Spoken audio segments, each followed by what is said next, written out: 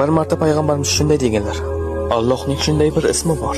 Kim bu ismni duosida ishlatsa, duosi ijobat bo'lmay qolmaydi.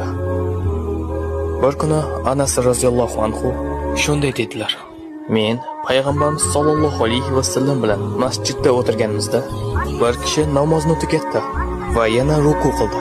Keyin esa sajda qildi. U sajda qilib bo'lgach shunday dedilar: اللهم إني أسألك بأني أشهد أنك أنت الله لا إله إلا أنت الأحد الصمد الذي لم يلد ولم يولد ولم يكن له كفوا أحد. Va u Allohdan so'rashni davom etdi. Payg'ambarimiz o'girildi va u kishiga shunday dedilar: Sen Allohdan uning eng buyuk ismi bilan so'rading. Agarda kimdir Allohdan shu ism bilan iltijo qilsa, Alloh unga javob beradi. Agar kimdir shu ism bilan nimadir so'rasa, Alloh beradi. Alloh buni ikki xil yo'l bilan qiladi.